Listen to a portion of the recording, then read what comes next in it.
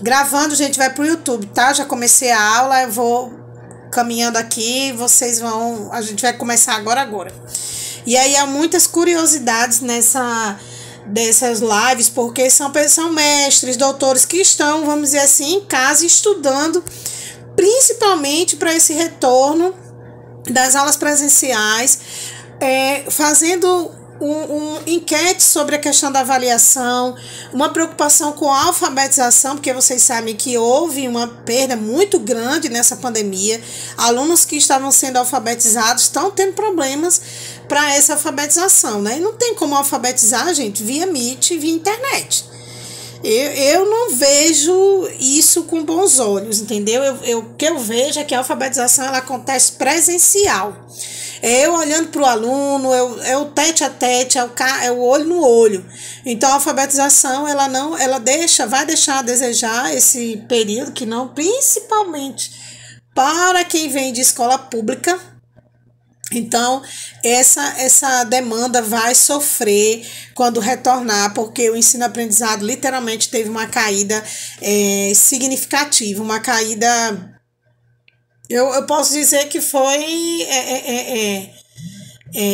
geral mesmo. Gente, só um minutinho, que minha máquina tá ali. Vamos lá, então há essa preocupação muito grande agora nessa pandemia, nessa perda que a gente teve de aprendizado.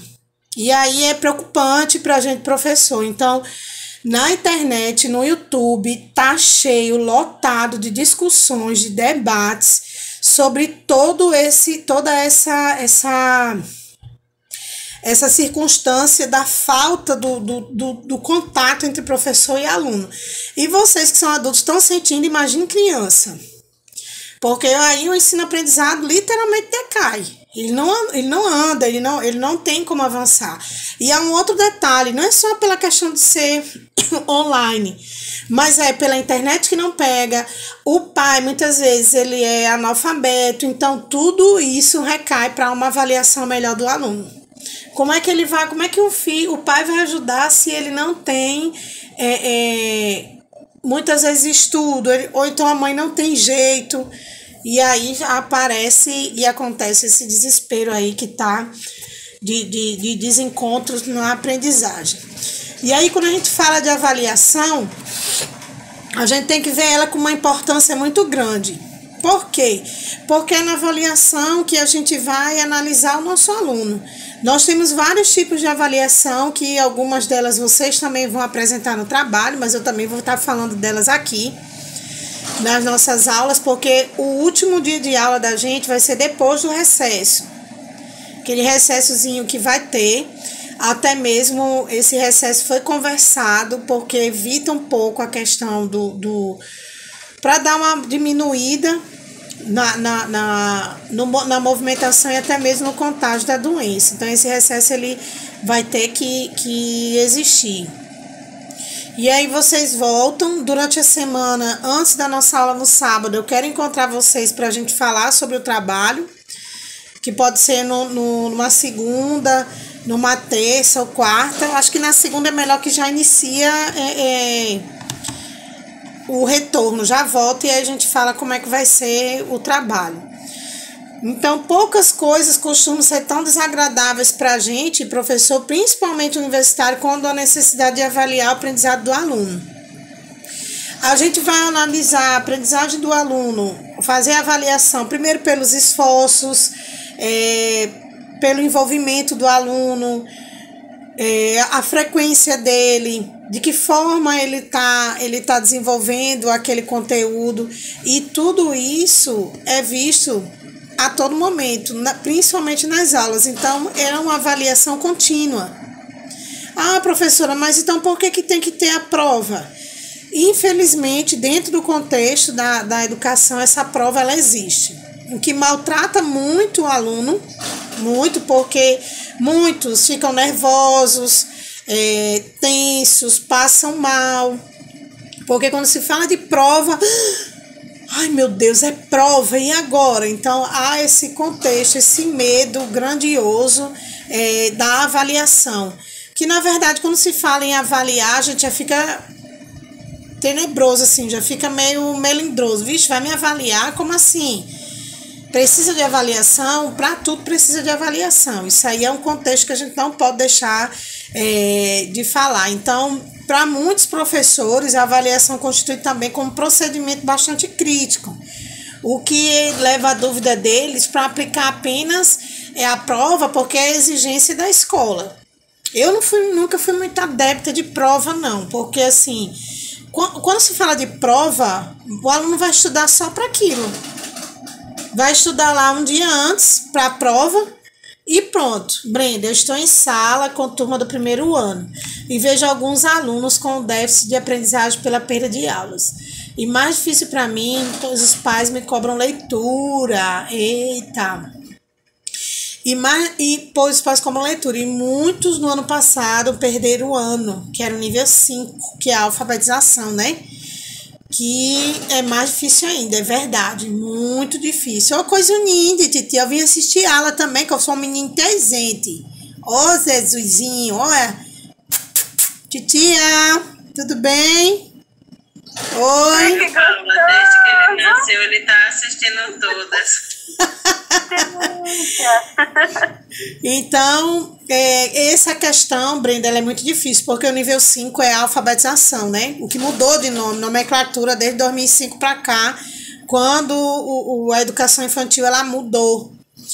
E aí, o que eu indico a você é que você deixe bem claro para os pais que não houve um acompanhamento até mesmo deles, assim, supostamente entre aspas, você não vai acusar o pai que não teve acompanhamento, mas que devido a essa questão, você vai reforçar a leitura, você vai trazer artifícios e dinâmicas que façam com que eles desenvolvam, vai conversando com eles, deixando claro. E, infelizmente, a gente não tem como voltar atrás, então houve uma perda, isso é fato.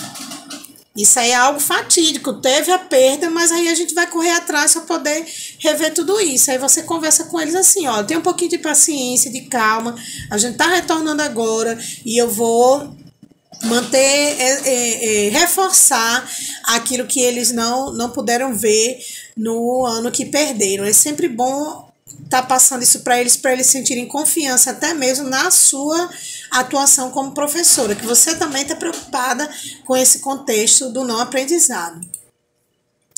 E aí, gente, eu não sou muito adepta, como eu disse, da prova. Por quê? Porque ela causa várias situações. E assim, o aluno só estuda para aquilo.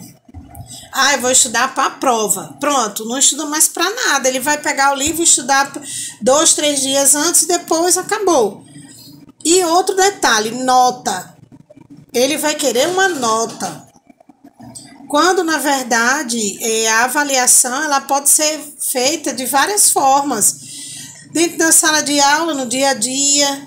Desde quando você entra na sala de aula, você já está avaliando seu aluno, já está conduzindo ele para um saber, para uma avaliação. Então, essa avaliação ela deve ser contínua, na minha visão como professora. Mas as provas existem e elas devem ser elaboradas e realizadas, assim como cada escola pede. Então aí, gente, o que causa essas avaliações? Situação de ansiedade, de estresse. Ai, meu Deus, amanhã é prova, pelo amor de Deus. Aquela criatura não tinha que fazer, não. Aí conduzem à injustiça em virtude da liberdade concedida para os professores. Você vai estudar lá aquilo ali que o professor vai mandar para você e aí você vai responder as questões. Reduzem geralmente o controle de retenção dos conhecimentos, e é verdade, deixando de lado o quê? Os aspectos importantes de inteligência e da personalidade. Quando eu coloco X conteúdo, vocês só vão se limitar para aquele X conteúdo. E o restante, como é que fica? O conteúdo ele não é pequeno, ele é muito maior. Aí eu vou condensar ele e dar aquele X conteúdo. Pronto, estudem para a prova dentro desse contexto aqui. E aí você só vai se limitar àquilo, não vai se limitar para outra coisa. Só vai estar ligado para esse contexto. Aí vem as frequências do curso, acaba diminuindo. Outra coisa muito interessante, acaba desestimulando, incentiva a cola. incentiva, eu vejo a avaliação dessa forma, não favorece para o aluno. Por quê? Vou dar um exemplo para vocês. Um aluno adulto vai fazer uma prova, ele passa a semana, se for à noite, ele passa o dia todo trabalhando, a semana inteira trabalhando. Qual é o horário que esse menino tem para estudar? Então, desenvolvimento contínuo na sala de aula, a avaliação é melhor. Eu vou ter um resultado maior com ele dentro desse aspecto, o quê? De trabalho diário. Trabalho dentro da sala de aula, então eu vou fazer as atividades dentro da sala de aula, ele vai me dar uma resposta melhor e ele vai aprender muito mais. Só que há uma divergência. Eu estou aqui comentando do aluno maior, mas e o aluno menor? Ele tem, na verdade, acaba se obrigando esses alunos a estudar. Então, eles têm a obrigatoriedade de estudar para a prova, de fazer as atividades, de fazer a entrega delas, causando o quê? Uma tensão maior dentro do contexto da sala de aula. O que acontece? Se o professor não for bom, a prova for difícil, a disciplina ele não gostar, nota baixa. Então, o professor pode ser o que for, mas se a disciplina o menino não gostar, a nota dele não vai fazer efeito, não. Vai ser efeito totalmente contrário. Ele não vai desenvolver de maneira nenhuma. Aí se tá os lados da avaliação. Então, eu vejo que a avaliação contínua, a avaliação dentro de um contexto de um seminário, de um desenvolvimento da oralidade, aí há outro processo do avaliar. Há alunos que são bons na oralidade, mas não são bons na escrita. Há alunos que são bons na escrita, mas não são bons na oralidade. E aí o problema fica maior para fazer essa avaliação do aluno. Um contexto muito difícil para esse ensino-aprendizado ser desenvolvido. Deixa eu ver aqui puxar aqui os tipos de avaliação para vocês conhecerem. Eu vou abrir aqui para vocês darem uma olhada. Peraí.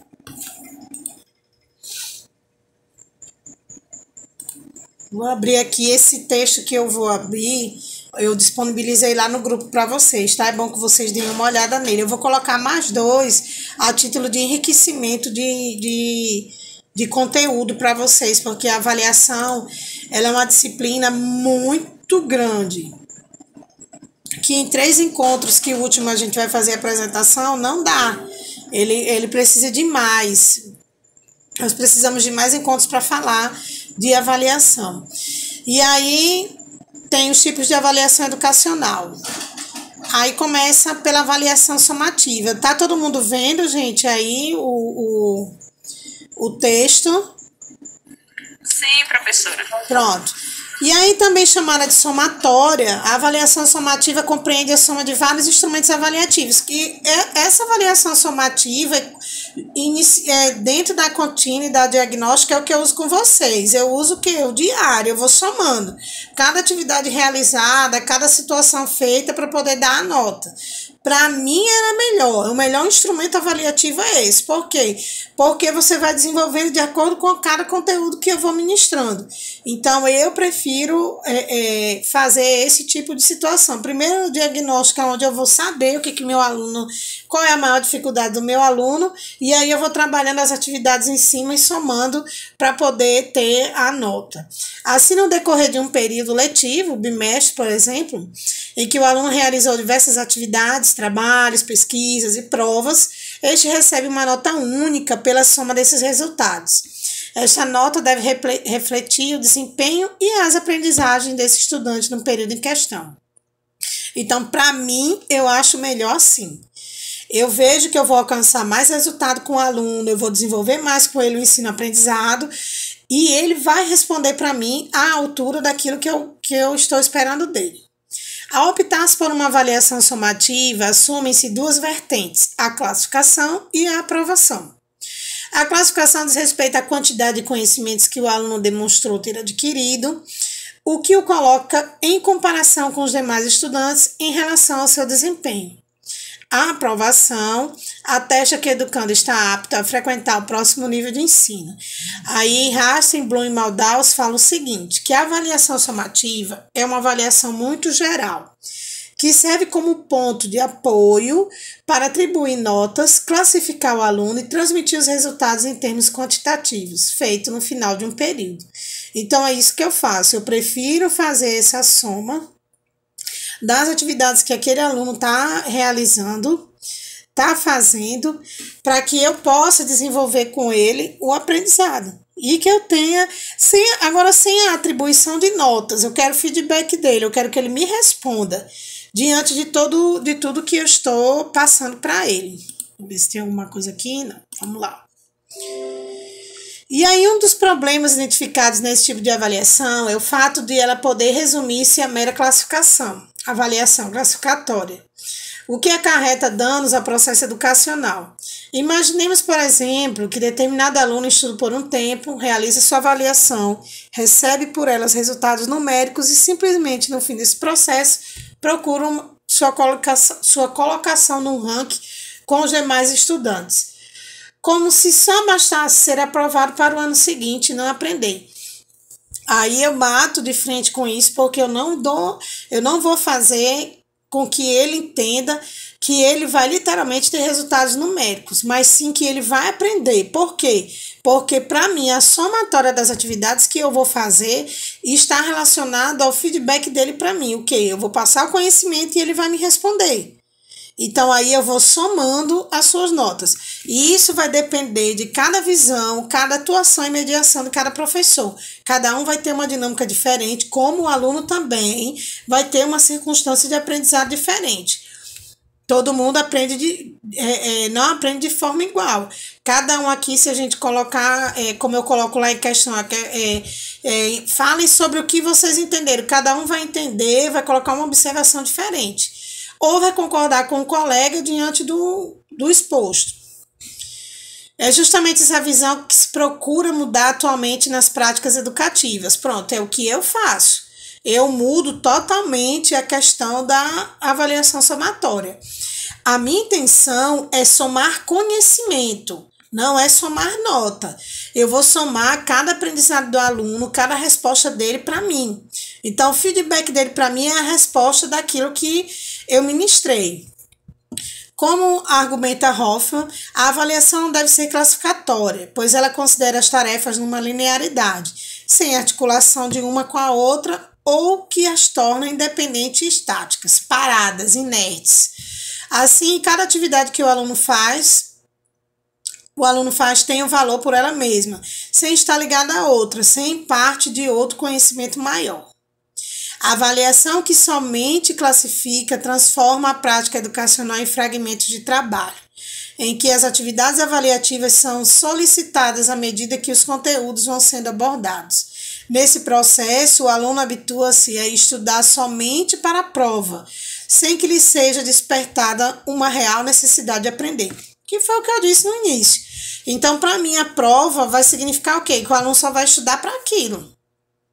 Ele não vai mais ver nenhuma outra questão. Ele vai estudar. A prova é quando? Sábado. Não, é sexta. Vixe, espera aí que eu vou estudar. Às vezes estuda algumas horas antes, consegue. Aí vocês vão dizer, professora, e aí? Consegue gravar? Consegue, gente.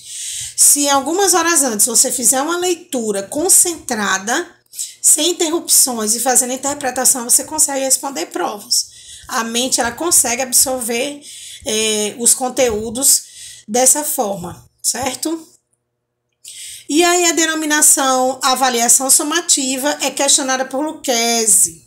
Esse famoso estudioso brasileiro da área da avaliação. Olha, vocês vão escrever aí a monografia de vocês. Fiquem ligados nos teóricos que cada professor fala, onde é que eles estão ligados a quem ou a quem, para vocês terem uma ideia de quem vocês vão usar na escrita de vocês das monografias, viu? Que daqui a pouco tá chegando, viu, gente? A próxima turma a entrar em orientação são vocês, porque a turma C faz um mês que acabou de entrar.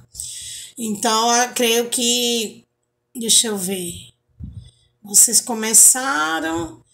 Eu creio que o ano que vem, no meio do ano que vem, acho que vocês já entram em orientação. Não sei, eu tenho que ver Eu tenho que ver qual é o período que vocês estão, mas breve, breve, viu? Estão se preparando aí. Espero Deus que não seja remoto, e sim presencial. Assim, disseram que era o quinto.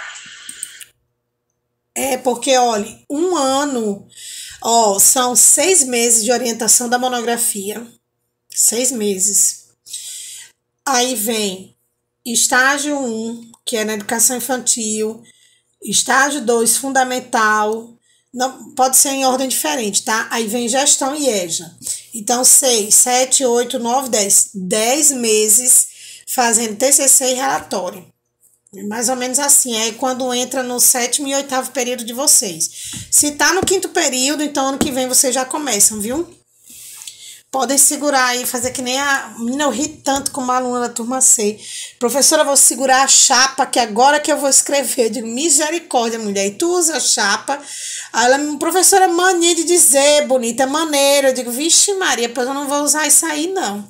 Então, vocês já entram, viu? Se tá no quinto período... Professora, Oi? professora, eu acredito que a gente vai sair agora, quando a senhora terminar a gente vai entrar no sexto período, porque vai ter que entrar no quinto, a gente não sai desse quinto, pelo amor de Deus. Olha, professora, mês de outubro do próximo ano a gente termina, a gente faz 4 anos de faculdade. Ah, mas tá dentro do prazo, mulher, tá dentro do prazo. Tá, não se preocupe não, porque assim, vocês vão ter quase um ano de orientações, entendeu? Então, se tá nesse período, vocês ano que vem já entram para orientar. Aí tá dentro do prazo. Ah, graças a Deus. E olha, vocês têm que dar graças a Deus, viu? E muito, porque tem muita faculdade aí que parou geral. E vocês não pararam. Vocês passaram 15 dias, quando aconteceu a pandemia, para organização. Aí teve, mesmo contando com feriados, que tem nos sábados, e com essas paradas de recesso, de organização do calendário, mas vocês ainda estão tendo aula. Eu tenho 3 amigas minhas que estavam terminando o curso numa faculdade X, estão sem aula desde a pandemia. Minha irmã estava fazendo faculdade de distância pela UFRN. Eles paralisaram, era distância.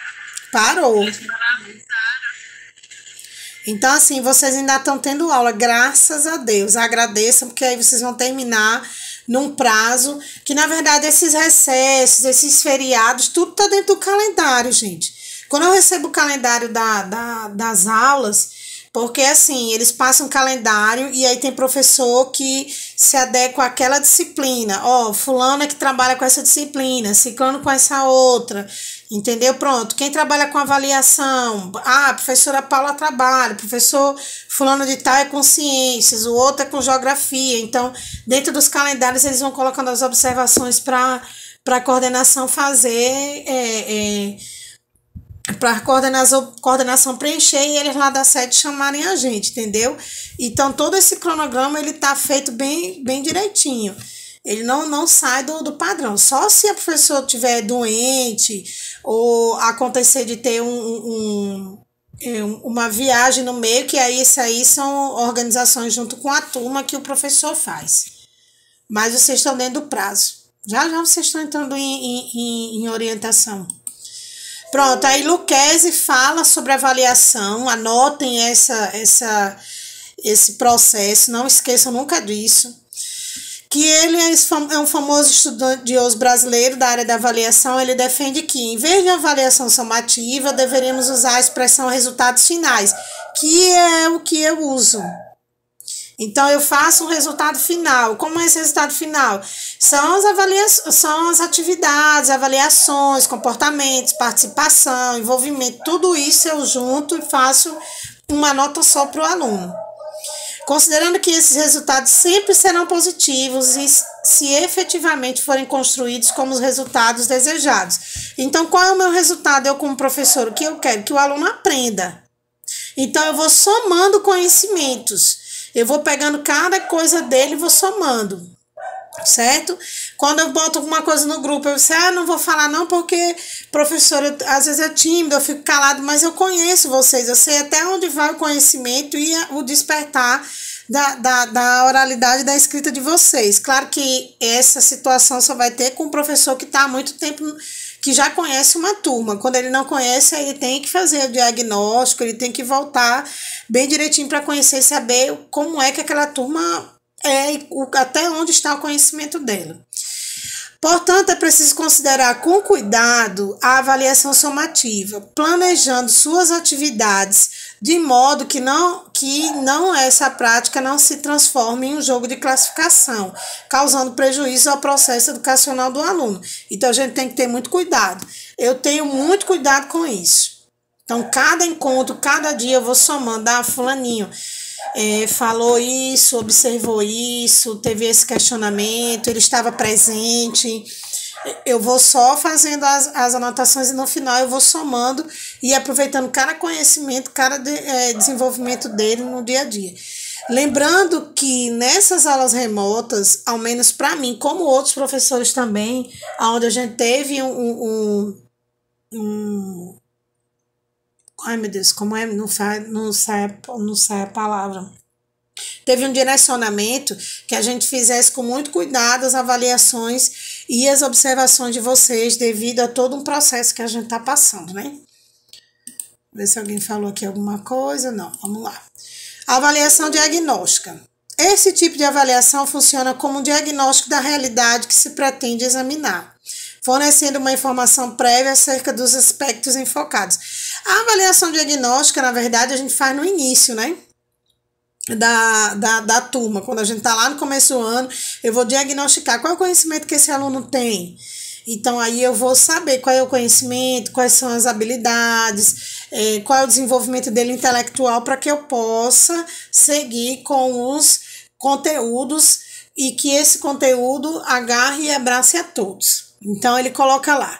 Na prática da escola, em linhas gerais, conforme Ferreira, a avaliação diagnóstica pode ser utilizada para conhecer o aluno, sua bagagem cognitiva ou suas habilidades, que foi o que eu acabei de falar. Desculpa, gente. Identificar possíveis dificuldades de aprendizagem, isso a gente vai ver no início. Em uma semana, quando você começa a fazer as atividades, quando você coloca naquele período que o aluno está, você vai perceber as dificuldades dele. Ou na leitura, ou na escrita, ou na fala, nos números. Então, aí você vai percebendo. Claro que você tem que fazer uma avaliação de 3 níveis, baixo, médio e alto, para saber. Nos primeiros dias, você vai saber que conteúdo você vai dar para ele. Se aquele aluno lá na média fez logo, lá na baixa fez logo as atividades, então a gente pula para a média. Se ele lá na média fez, então ele está no nível alto de desenvolvimento. Então, é um aluno que já está bem à frente dos outros coleguinhas, vamos dizer assim. Então, aí as avaliações dele vão ser diferentes. Avaliação em sala de aula. Gente, as avaliações vão demandar...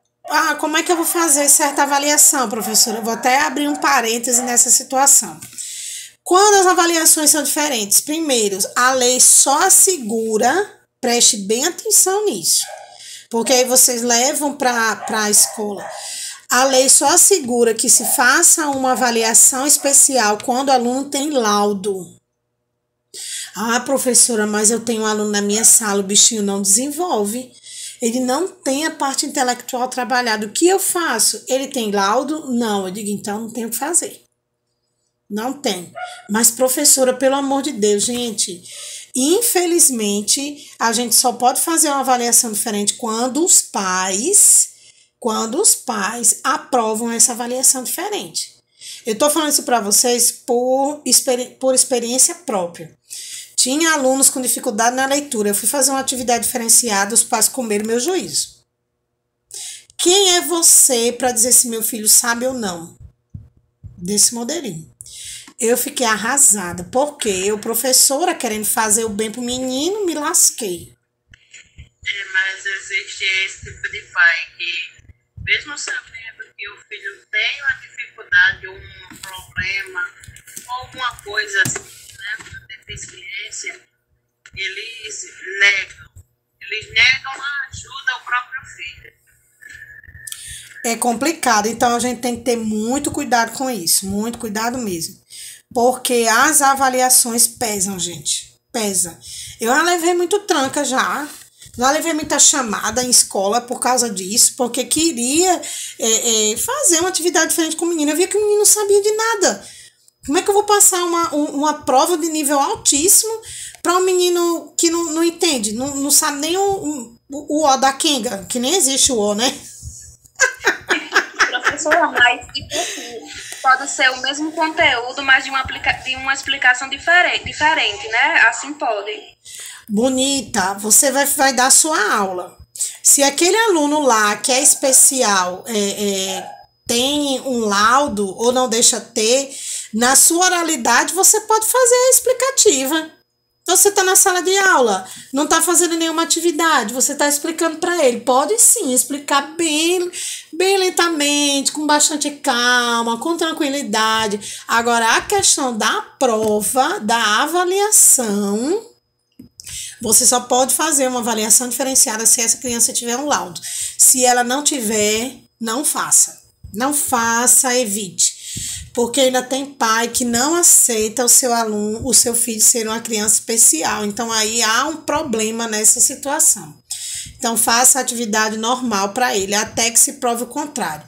Porque eu já bati muito de frente com o pai. E eu sou psicopedagoga, gente. Eu conheço. Eu apesar de não estar na prática, mas eu reconheço o aluno que não desenvolve, todo mundo reconhece, só que como eu tive um conhecimento a mais, então eu vou mais a fundo naquele aluno, então eu faço atividades que mostram para mim que ele realmente não vai alcançar aquilo que eu vou colocar, mas eu só posso fazer uma prova diferenciada se o pai chegar para mim e dizer, olha, professor, tá aqui. Ou então o coordenador, que na verdade o pai não vai chegar para mim. É o coordenador, numa conversa prévia comigo, e vai dizer, ó, tal aluno tem uma questão especial. Aí sim a gente vai fazer. Mas se não, não façam, gente. Vocês podem mudar a explicação, como a Bianca colocou aí, muito interessante. Pode explicar de forma diferente, devagar, repetindo várias vezes, entendeu? Para que o aluno ele faça a captação desse conhecimento, desse conteúdo que você está dando. Mas fora isso, avaliação normal, até que chegue um laudo. Vamos lá. Sim, aí voltando aqui.